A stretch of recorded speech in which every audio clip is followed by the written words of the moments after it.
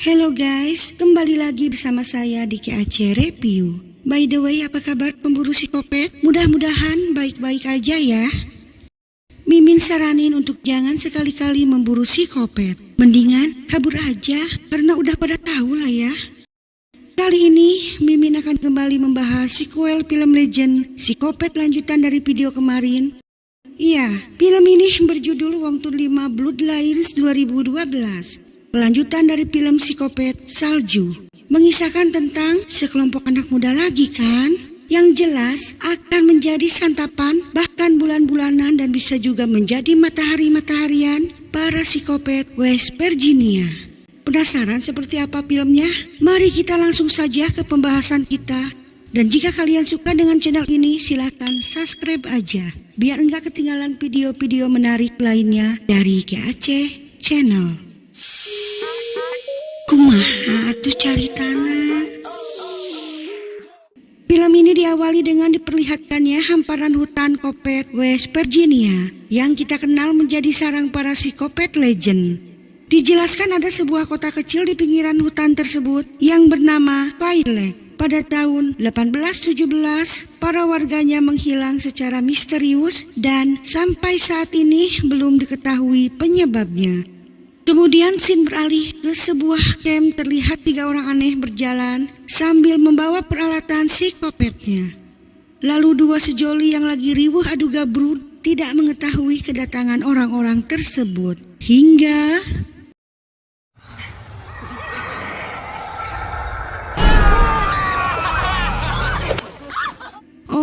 ternyata itu cuma teman-temannya saja yang menggunakan kostum psikopat dan topeng orang gunung. Jelas, 2 sejoli itu pun langsung kaget. Mereka pun menjelaskan bahwa nanti malam adalah festival orang gunung yang akan diadakan di kota Fire Lake guna memperingati hilangnya warga setempat di tahun 1817.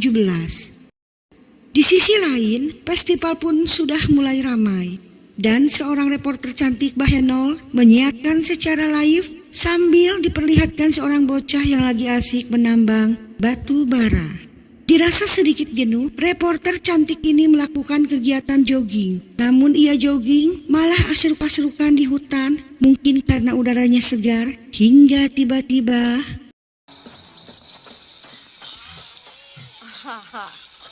ia mengira itu adalah orang biasa yang lagi makai kostum aneh. Dan ia pun santuy kembali jogging, ia pun terus digangguin. Hingga ia pun menjadi kesal. Lalu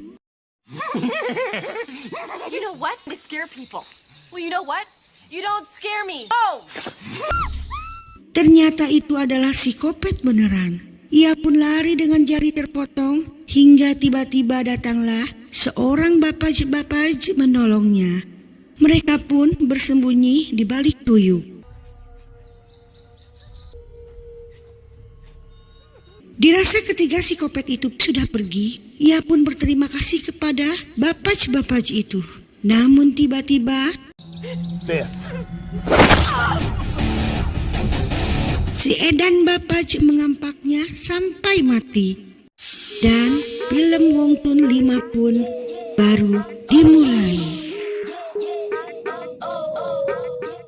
Kemudian ia memanggil ketiga psikopat itu untuk mengambil jasad si Bohai. Oh, ternyata ia adalah si pengurus alias orang yang menjadi bapaj di Wong Tun 2. Jika kalian lupa, kalian tonton aja ya. Ada seorang aki-aki di Wong Tun 2 yang mati oleh si tentara menggunakan dinamit. Nah, ini dia orangnya ketika masih muda. Singkat waktu, kembali ke sekelompok anak muda, mereka pun berkumpul, bercandaria bersama. Biasalah, kematian selalu datang belakangan. Mereka berencana untuk menghadiri acara festival yang telah mereka bicarakan. Di sisi lain, Bapak Kopet bersama ketiga anaknya pun sedang sibuk memasak si Bohai. Namun mereka malah dimarahi karena telah meninggalkan jejak di hutan. Dan nampaknya ketiga psikopat ini takut sama si Bapaj. Si Bapaj pun pergi untuk mencari korban selanjutnya. Singkat cerita, perjalanan sekelompok anak muda pun dimulai di dalam mobil. Mereka bercanda tawa bersama para ciwi yang aduhai sekali. Hingga tiba-tiba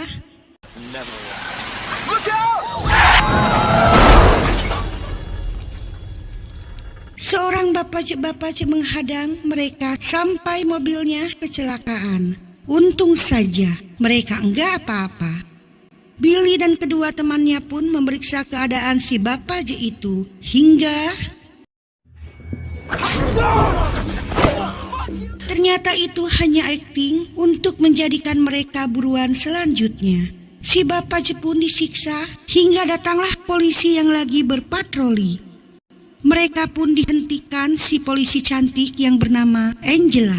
Dan ketika sibuk, ketiga psikopat memperhatikan dari hutan. Lalu akhirnya sekelompok anak muda beserta si bapak psikopat ini ditangkap polisi. Dan karena harus ada yang menjaga TKP sebelum bantuan datang, seorang anggota polisi pun menunggu sendokir di sana. Lalu ketika sedang asik buka WhatsApp, ia pun dipanah psikopat mini sampai lumpuh. Kemudian sergapan psikopat pun dilancarkan. Telinganya dirobek dan dimakan. Lalu Pak Polisi Malang pun mati. Padahal ia udah dapat respon di chat PHP deh. Singkat waktu, malam pun tiba. Di kantor polisi, para anak muda pun disel untuk dimintai keterangan. Mereka semua resah dan gelisah sampai pada akhirnya Billy menginginkan teman-temannya untuk dibebaskan karena mereka enggak salah. Aku yang nyetir, kata si Billy. Ya, mau gimana lagi? Sheriff Angela pun melepaskan teman-temannya. Namun si Billy masih stay di dalam sel. Di luar kantor, festival pun sudah dimulai. Banyak sekali orang-orang yang memakai kostum orang gunung tanpa menyadari psikopat mini sedang berada di antara mereka. Sedangkan Sheriff Angel baru mengetahui bahwa si bapak itu adalah buronan selama kurang lebih 30 tahun dalam kasus pembunuhan. Dan kini pelarianmu telah berakhir, kata Angela. Namun si bapak ini tidak bergeming sedikit pun. Ia malah santuy dan berkata, kalem wae hirup mah. Anak-anakku akan datang menjemput dan membunuh kalian semua. Sheriff hanya bisa ketawa mendengarnya karena dianggap sebagai gertakan saja. Lalu ternyata benar, ketiga psikopat itu benar-benar melancarkan aksinya. Mereka pun memutuskan tiang komunikasi dengan dirungkatkan menggunakan mobil kopet. Sehingga seketika komunikasi jadi terputus. Sheriff dan para anak muda pun keheranan dengan kondisi ini. Kemudian aksi para psikopat pun terus berlanjut menuju gardu pembangkit listrik. Mereka pun masuk dengan santuy dan menyabotase listrik di sana hingga mereka ketahuan oleh si penjaga gardu. Namun Kang Gardu yang menggertaknya malah digertak balik.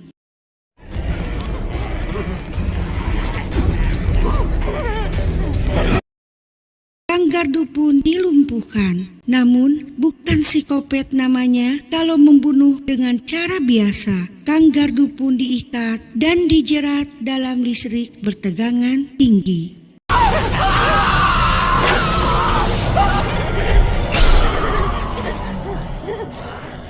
The art of killing is real. Kang Gardu pun matot.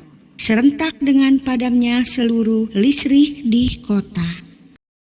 Kembali ke kantor polisi Bohai. Kejadian tersebut membuat si bapak semakin yakin kalau anak-anaknya sudah beraksi. Ia pun tertawa terbahak-bahak.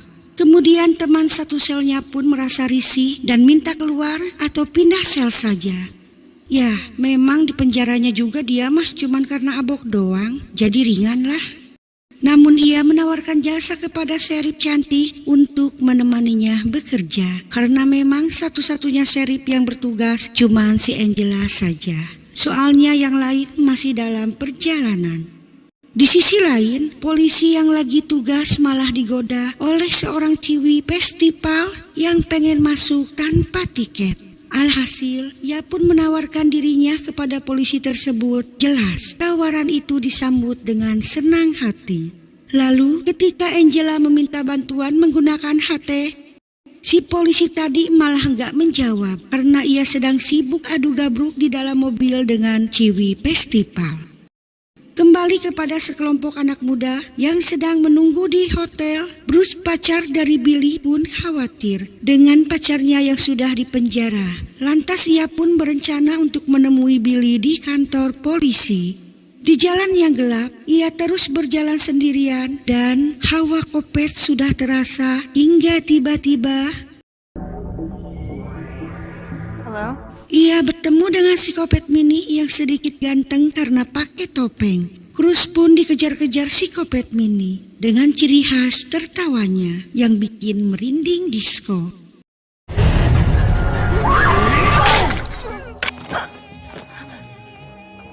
Alhasil, akhirnya Cruz ditusuk si Kopet Mini yang entah dari mana datangnya tiba-tiba ada di depan Cruz. Apakah jurus Hokage keempat? Sudahlah. Tak hanya itu, Cruz pun dipurudulkan jeroannya dan dipaksa memakan ususnya sendiri. Cruz pun matot. Di sisi lain, Lita dan Gus yang lagi sibuk beradu jigong, lalu Julian yang enak melihat mereka saling menikmati jigong kulub pun pergi. Berencana menyusul Cruz ke kantor polisi.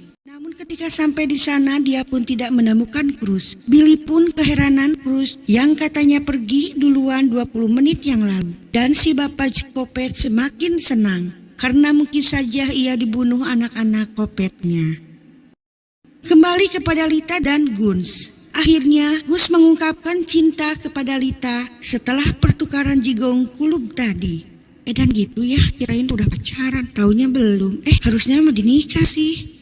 Dengan memelas, Gus meminta Lita untuk stay saja bersamanya dan jangan pergi ke kota buat gawe jadi akuntan. Namun Lita yang memiliki jiwa karir akan tetap merantau. Gus pun sedih.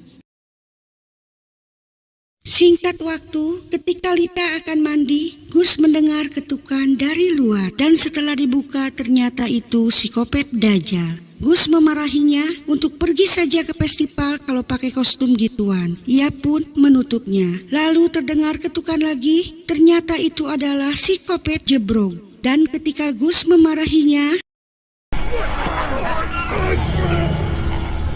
ia pun disergap dan diculik. Mendengar ada yang gak beres, Lita pun gak jadi mandi. Ia pun segera memakai pakaian seksoi. Melihat ada yang aneh, dia pun segera mengambil pentungan. Lalu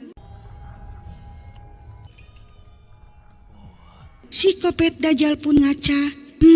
Aing teh jahan sekali. Kemudian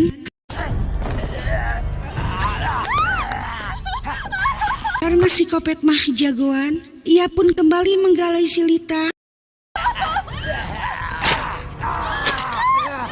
Untung saja Lita berhasil lolos menggunakan pisau. Singkat cerita, setelah Lita lolos, mereka pun mulai melakukan seni Kopet kepada Gus. Ia diikat di mobil Kopet dengan kaki yang diikat ke pohon. Lalu ketiga si Kopet ini membawa palu untuk mematahkan kaki dari Gus.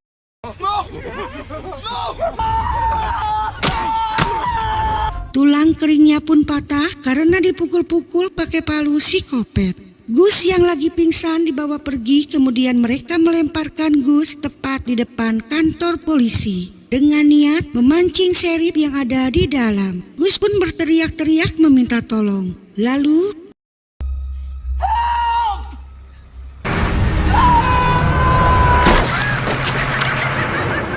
Gus pun bucat digalai mobil si Kopet. Riweuh sekali ya. Melihat situasi mulai memburuk, sheriff meminta bantuan orang di sana untuk menjaga satu sama lain. Angela pun memberikan senjata mahal berskin yaitu shotgun agar mereka bisa melompat-lompat door. Sedangkan Angela pergi ke toko sebelah guna mencari genset untuk menyalakan listrik. Setelah mencari-cari, akhirnya ketemu. Namun si Kopet Mini mempunyai insting bagaikan Spider-Man. Ia pun masuk ke dalam toko tersebut sambil membawa patung kertas. Di dalam ia pun memancing sheriff dengan ketawanya. Dan ketika Jamsu tiba-tiba Yang ditembak hanyalah patung kertas dan psikopat Minnie tahu Angela bersenjata, ia pun memilih untuk mundur. Wah, pintar sekali ya. Kemudian Angela pun menyalakan gensetnya. Ia pun menggunakan kesempatan itu untuk memanggil bantuan. Namun ternyata saluran radio itu malah nyasar kepada seorang pemuda YouTuber dan ia malah nggak percaya karena memang di Fire Lake lagi ada festival psikopat. Jadi ia memilih untuk mengabaikan Angela.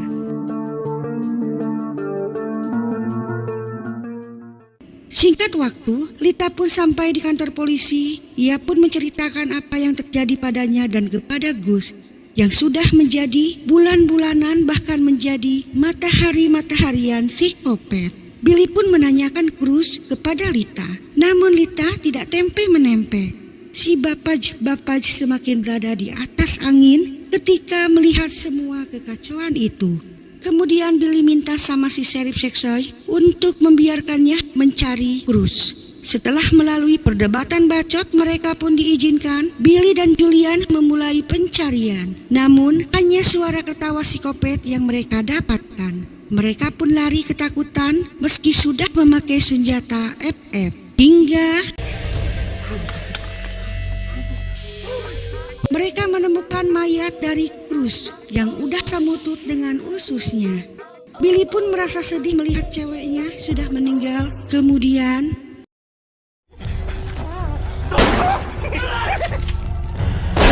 psikopat Minnie bagaikan ninja berhasil menghindari senjata mahal itu. Lalu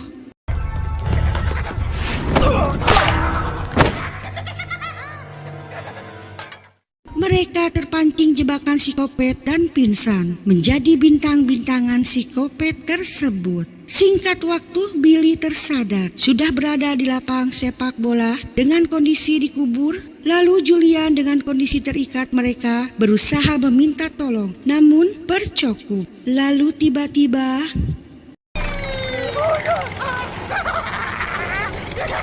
psikopat Minnie sudah pakai kendaraan pemotong rumput dan akan menyisir kepala Billy menggunakan alat tersebut. Jelas Billy panik seedan-edannya. Julian mencoba menolong Billy namun sulit. Hingga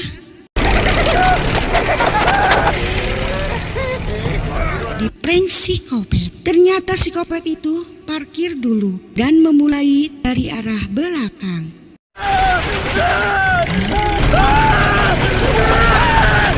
Billy pun bucat di galai mobil tersebut.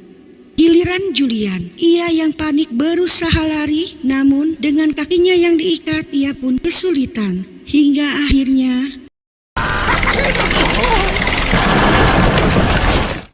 Julian pun hancur digiling seperti daging cincang. Kata gue juga apa, psikopat mah selalu melakukan seni dalam setiap aksinya. Kembali ke dalam kantor polisi, si pemabuk menawarkan diri untuk memanggil bantuan. Dengan menggunakan mobil polisi satu-satunya, Angela pun mengandalkannya. Di perjalanan, ia selalu diperingatkan untuk berhati-hati karena psikopat mah gak ngotak. Belum aja beres, tiba-tiba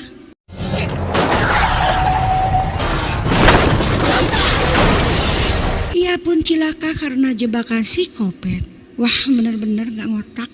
Akhirnya ia pun dibawa dan dipersiapkan segala sesuatunya untuk membunuh dengan seni.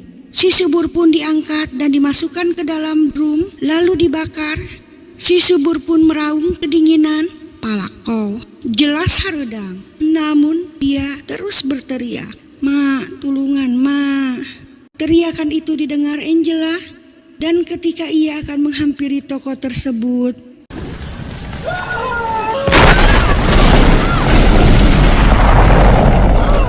jelat, Matot dan Angela pun pingsan. Di dalam kantor, Lita pun mendapat intimidasi dari Bapak psikopat. Ia pun diiming-imingi kalau Lita bisa membebaskannya, ia tidak akan dibunuh. Dan bodohnya cantik doang, tapi enggak ngotak. Ia pun membebaskan si Bapak psikopat. Lalu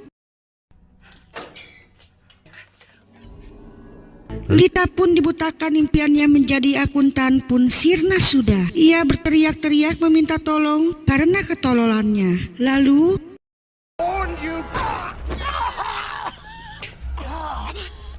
Untung saja si Sheriff Bohai mampu menang menggunakan senjata FF meski nggak sambil lompat. Lita pun ditolong dan si bapak kembali dimasukkan ke dalam sel. Lita pun diobati dan menyesali perbuatannya. Angela bilang, "Nggak apa-apa dek, biasanya tipe-tipe cewek lu cakep doang, otak nggak ada." Lalu tiba-tiba ia mendengar suara orang minta tolong. Dan setelah dicek, ternyata itu adalah pacarnya. Ketika Angela membuka pintu mobil, pisau yang menusuk perut pacarnya terangkat dan membuat ususnya terburai. Jebakan psikopat mah memang gak ngotak. Angela pun dihajar habis-habisan oleh ketiga psikopat yang sudah mengintainya. Di sisi lain, Lita yang gak bisa pakai lensa mata pun terus diintimidasi oleh si bapak. Katanya, "Kau gak bakalan bisa lari dan jika lari pun kami akan menemukanmu. Dan kau tidak akan merasakan kenikmatan yang selama ini kau nikmati. Dan kau akan memohon untuk dibunuh."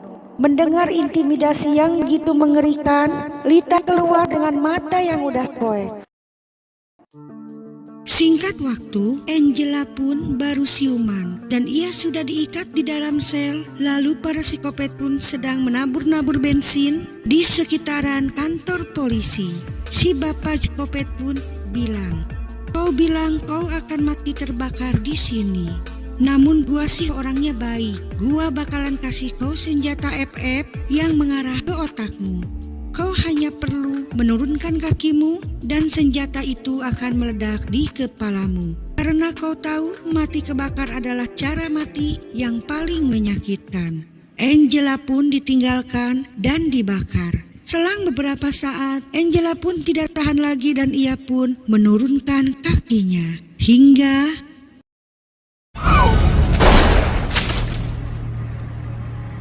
kepala cantiknya pun pucat. Si bapak psikopat dan anak-anaknya pergi dengan hati riang gembira. Di sisi lain, si Lita yang sedang luntang-lantung mencari bantuan dengan celana gemesnya. Dan ketika ia mendengar suara mobil, lalu ia meminta tolong. Ternyata sial sekali, itu adalah mobil Kopet. Dan karena Lita udah buta, ia nggak tahu dan masuk aja. Alhasil, si bapak berbisik, "Selamat bertemu kembali." Lita pun histeris karena ia tahu akan menjadi bulan-bulanan atau menjadi matahari-mataharian para kekejaman psikopat. Dan film pun berakhir.